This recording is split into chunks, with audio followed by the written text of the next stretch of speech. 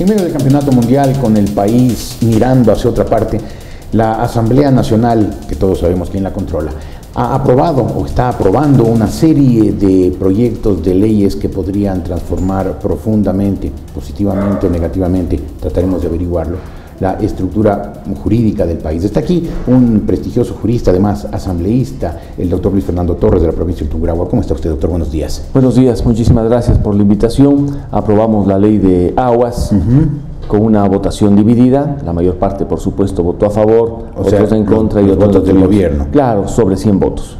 Me sorprendió su voto. ¿Por qué se abstuvo? Porque en la ley se hace constar de manera expresa una serie de protecciones y garantías para las juntas de regantes, que en la provincia de Tungurahua juegan un rol fundamental. Sin embargo, hice notar que en la disposición transitoria 11ª se coloca una espada de Damocles sobre las propias juntas, porque después de garantizárseles todo, al final se dice que la autoridad única del agua, en otras palabras, el delegado del presidente de la República, hará un examen, un inventario, una evaluación de la gestión operativa, financiera y administrativa de las juntas. Al final habrá un informe, pero mientras se hace esa auditoría y se elabora ese trabajo, esas juntas estarán definitivamente con una espada de Damocles sobre su organización. Oí a varios asambleístas de la oposición, los opositores, como diría el presidente Correa, como dijo el presidente Correa cuando intentó y no pudo hablar inglés en Harvard.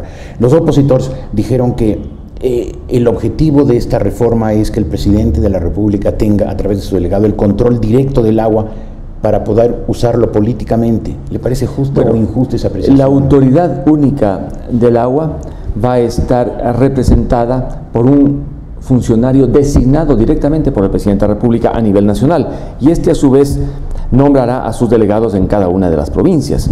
En el entorno autoritario en el que vive actualmente en el país, en el que no existe una verdadera democracia constitucional, lo más probable es que ese funcionario no cumpla un papel técnico, sino que sea un gran operador de orden político. Pensando en las elecciones del año 17. Pensando en las elecciones del 2017, en la estabilidad del gobierno y en la capacidad de penetración en un sector que ha sido bastante resistente, básicamente, a aceptar los designios del poder estatal. Básicamente en la Sierra Ecuatoriana es donde menos votación a nivel porcentual ha obtenido el primer mandatario en las últimas elecciones y consultas populares. En la costa ha obtenido grandes votaciones, en la sierra no, y la resistencia no solamente ha estado en las ciudades, sino en el campo. Con esta nueva ley y con ese funcionario de altísimo poder, si este no va a cumplir objetivamente su papel como técnico, se convertirá en un operador político más. ¿Y se puede actualmente usar el agua como método de conquista política o de coerción política?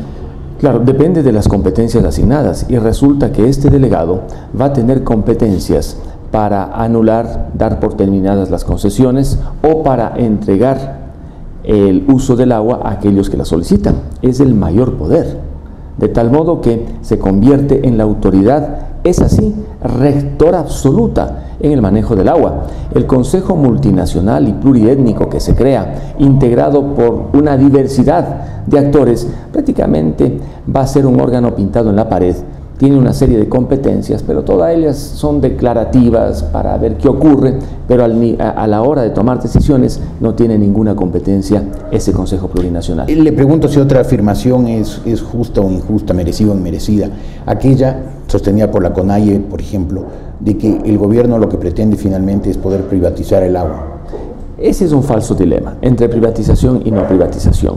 Yo hasta ahora no entiendo qué significa privatización para los voceros del gobierno y para muchos voceros indígenas. Si ahora el agua prácticamente es utilizada por sectores privados y comunitarios, una junta de regantes está compuesta por básicamente campesinos, ellos utilizan el agua. ¿Se ha privatizado o no se ha privatizado? Que existen industrias que tienen acceso al agua, es verdad, y que tienen que seguir utilizándola y pagando lo que tienen que pagar. Pero no se les puede decir, ustedes se quedan sin el agua, cierren la industria y vayan todos al desempleo. Lo propio pasa con la agricultura, básicamente para la exportación. Si ellos utilizan agua, que paguen lo que tienen que pagar, pero no se les puede decir, ya no más agua. Ese es un falso dilema, y creo que el movimiento indígena ha caído en esa trampa que el propio régimen, con una dialéctica muy bien administrada y manejada, ha presentado a la comunidad. Aquí de lo que se trata es básicamente de estatismo versus organización comunitaria. Y la ley, por supuesto, que es estatista. Ahora, que esta ley, en lo técnico, en las concepciones, es mejor que la ley que tenemos ahora de la dictadura de 1972, es verdad, pero le da tanto poder a la autoridad del agua que permite que no el Estado, sino el gobierno, prácticamente pueda penetrar en un sector que ha estado con sus puertas cerradas al proyecto gubernamental. Perfecto, me paso al tema enmiendas constitucionales que aparentemente se vienen. ¿La vía que anuncia el gobierno es la jurídicamente válida? No es, porque tratándose de garantías y de derechos, el camino no es el de la enmienda y tampoco el de la reforma. ¿Cuál sería entonces? Solamente una constituyente. La esencia del Estado constitucional de derechos y justicia está en el garantismo, en el respeto completo a los derechos. Si se le quiere vaciar al Estado constitucional de garantismo y de derechos, debemos ir a una constituyente. No es suficiente hacerlo mediante una enmienda o mediante una reforma con una consulta popular. Constituyente, para cambiar el garantismo. Los asambleístas de país con el proyecto directamente a la Corte Constitucional. Sin que pase por el Congreso. Por supuesto, eso es lo que dicen en los anuncios oficiales. Lo que deberían hacer es presentar a la Asamblea. Y una vez que el proyecto es recibido en la Asamblea le pide su opinión a la Corte Constitucional. Que la va a dar favorablemente, ya todos sabemos. Es una Corte lamentablemente subyugada, independientemente de los buenos o buenas jueces que pueda haber allí. Ahora, ¿cuál es el propósito central, según su criterio, de estas enmiendas que propone Correa? Abrir el camino para la reelección presidencial indefinida y consecutiva, y va a justificar lo de la reelección con otras reformas que podrían parecer obvias. Por ejemplo, cambiar la palabra provisional por previsional. Dice, claro, hay un error en la Constitución, cambiémoslo, pero ese es un tema simplemente cosmético. Claro. El tema de las Fuerzas Armadas sí es preocupante. ¿Por qué? Porque se quiere constitucionalizar lo que ya aprobaron mediante ley. En la Asamblea demostramos que era inconstitucional que las Fuerzas Armadas asumieran tareas de la Policía Nacional.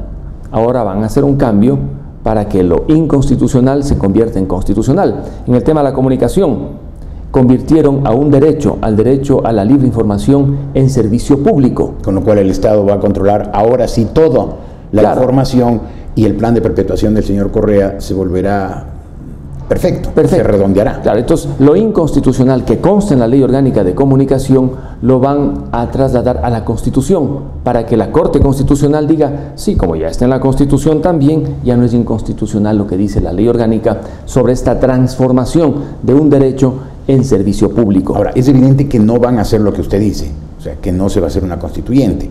Lo va a aprobar la Corte Constitucional, irá a la Asamblea, levantarán la mano y listo. Pero ¿qué se puede hacer frente a eso?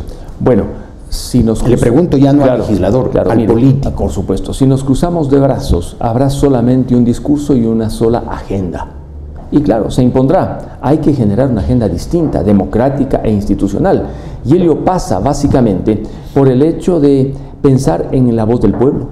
Y yo no descarto que pueda surgir una gran coalición democrática para recolectar firmas que reclame una constituyente para tratar los temas relacionados con garantías y con derechos. ¿Cuántas firmas se necesitarían? Bueno, no muchas, me parece que es el 8% del padrón, con unas 700, 800 mil firmas se podría abrir el camino. Es decir, después irá al Tribunal Electoral y descartarán cientos de miles. Y luego a la Corte Constitucional, que dirá no es constitucional. Ahora, usted habló de una gran coalición. ¿La gran coalición se refiere solamente para recolectar firmas? ¿O se refiere para estructurar una fuerza política suficientemente sólida que pueda enfrentar al inmenso aparato propagandístico que tiene el gobierno? Bueno, los tiempos electorales se han adelantado con la presentación de esta enmienda constitucional por parte del oficialismo, lo que significa que tiene que adelantarse también el tiempo electoral para la oposición. Esta está obligada a construir definitivamente un gran frente que sea alternativa. ¿Lo están haciendo ya? Sí, algunas iniciativas se vienen avanzando por parte de algunos dirigentes políticos con quienes me he reunido, grupos ciudadanos, que ven ahora como desafío recuperar la democracia constitucional. ¿Eso es secreto? ¿O me puede dar los nombres de quienes están hablando? Bueno, mire, hemos conversado con Ramiro Aguilar, con César Montúfar, entre otros, sobre estos temas. Pero estamos hablando también de Guillermo Lasso, estamos hablando de Jaime Nebot, estamos por supuesto. hablando de con ellos Mauricio Rodas. Con ellos yo no he tenido ninguna reunión, pero por supuesto con ellos se debe contar. Entiendo que Mauricio Rodas está fuera de cancha como candidato, sí, pero tiene en un 2017, pero es un gran elector, un alcalde importante que tiene que contar. Jaime Nebot indudablemente tiene una expectativa, a pesar de que él ha dicho que no quiere ser candidato, y el otro es Guillermo Lasso, que está muy bien posicionado en las encuestas, que tuvo una gran campaña electoral el año 2013, que bien podría estar allí, junto a otras personas. La idea es que demostremos la suficiente madurez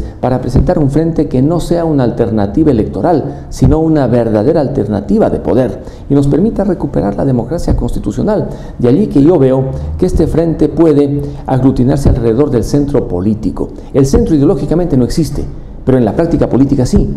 La idea entonces es que puedan confluir desde diversos sectores ciudadanos importantes. Una buena figura nacional es el prefecto de la SUAY, Paul Carrasco. ¿Por qué no pensar en él también como uno de los grandes integrantes de esta cruzada democrática? Pero él no está en el centro, él está en la izquierda. Pero podríamos hablar en términos básicamente a recuperar lo que caracteriza una democracia, la tolerancia, el pluralismo que no existe. Y luego hablaremos de proyectos económicos, donde hay divergencias, pero en lo esencial no. Es decir, usted propone que se reúnan todas las fuerzas democráticas para enfrentar al autoritarismo actual. Una vez que lograron tomar el poder, ahí dirimir de otra manera, civilizadamente, en tolerancia, en democracia, sus diferencias. Claro, porque aquí el Ecuador tiene que escoger entre un modelo autoritario y un modelo auténticamente democrático, que recoja los principios de la democracia constitucional que poco a poco se ha ido perdiendo. Muy bien, doctor Torres, gracias por haber estado aquí. Luis Fernando Torres, asambleísta, jurista.